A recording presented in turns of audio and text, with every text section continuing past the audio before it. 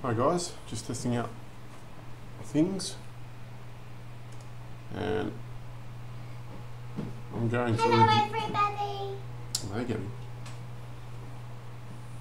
Do you want to show off? Yeah, I'll bring him up so you can see. Everyone can see. Do I see Hayden? They can see Hayden. Oh, that up. This is Hayden, my little guinea pig. His heart is beating out of his chest. What have you been doing to him? Here we go. And go. Nibble, nibble, nibble, nibble, nibble. Maybe he could be the talking head. No, that's a bit mean. Daddy, here's Houdini. Okay. We'll put him back. Put this one up. I'm sure everyone needs to see your two piglets. This is Houdini. Nibble, nibble, nibble. Hello, say hi to Houdini. Hi, Houdini. Whoa. Oh, last team. You're crazy. No, no. I'm just testing things at the moment and see how it comes out. So I was just going to watch one quick video, do one review of something. This one is JPP, and what I think is the worst, possibly the worst marriage, like relationship advice ever. But other people might think differently, so you can comment down below or whatever.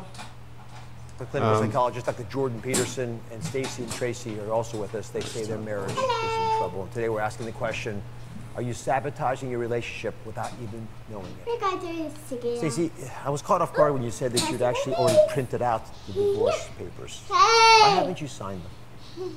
Because there's always that hope. There's always the glimmer of hope that we can change.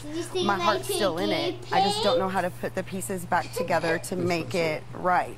Dr. Peterson, this is a challenge that I think we're seeing all over the country. You're an expert in this area, so I hand the ball to you. Well, there's lots of things that are positive about your relationship that are obvious right away. I mean, the first is that you have the grounds of real friendship. The second is you both actually appear to want this to work. I think a lot of your problem is actually practical, to tell you the truth. And I would say it's also not so much a matter of global change. It's like I see things that aren't working in your marriage that will sink a marriage. So, for example, people need to talk to each other for about 90 minutes a week, just about what they're doing in their lives and their problems. You need that. And you need to have a date, like at least once a week and probably twice a week. It's absolutely crucial. And then it's also the same with reestablishing a romantic bond. It's like you're not romantically entangled right now because you're alienated from one another. And you might not want to get close physically. Anything here. But this isn't... Oh, hang on.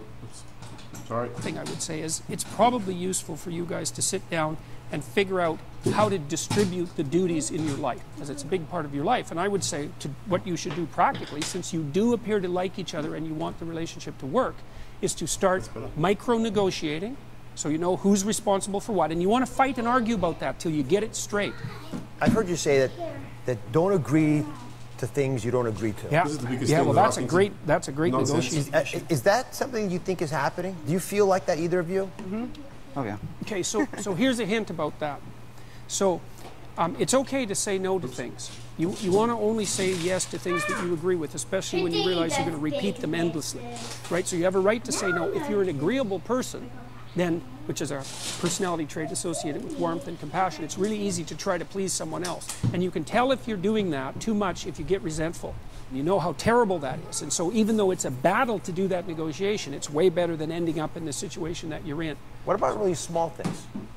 Well, that's another thing, people think, well, we shouldn't fight. It's like, no, you should fight a lot, but you should make up. What, forever? So you fight because there's problems, like who should do what? That's a big problem. How are we going to handle our finances? That's a big problem.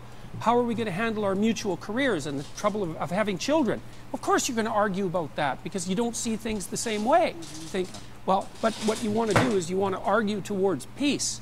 Fight, make up, make peace, make an agreement, move forward. And then fight again.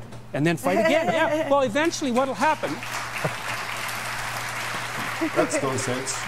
The fights will get farther apart and then they'll decrease in intensity. That's what'll happen, but that can take a long time. Be sure to subscribe to my channel so you don't miss anything. And remember to check back often to see what's new.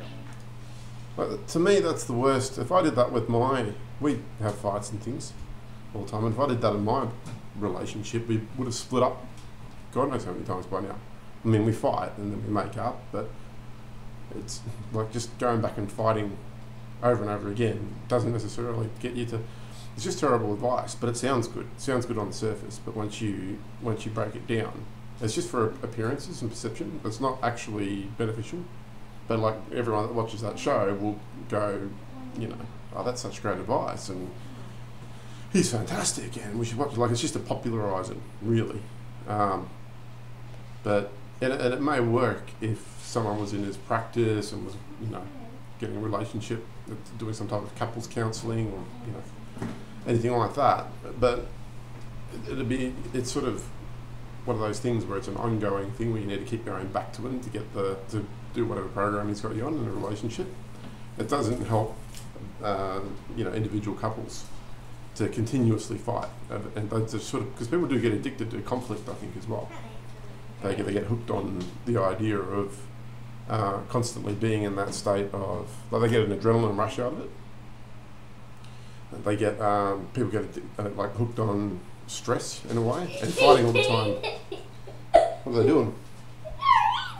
They're eating. So I'm not giving relationship advice myself because I'm not perfect. We're not perfect, but that was terrible advice. Just to keep fighting until you work it all out. Yeah, it may work for some couples, but it doesn't work across the board. And I think it's just virtue signalling to set him up for. The funny thing about this guy is, like, the way he talks about depression when he was on Joe Rogan and various other things, is it's almost like he's got this victimhood status for himself already worked out. You know, it's like he's already got that, the ultimate victimhood status, and yet he criticises other people that are using victimhood and all that. So, but anyway, that's just a quick one. I just wanted to review something, and that's something I've seen a few times, and like I said, other people may not agree, but constantly fighting with your partner, your spouse, isn't necessarily going to lead to an improvement in a relationship. At some point, you've got to avoid fights rather than constantly having them. So, anyway, that's my thoughts. You can tell me yours. See how this goes.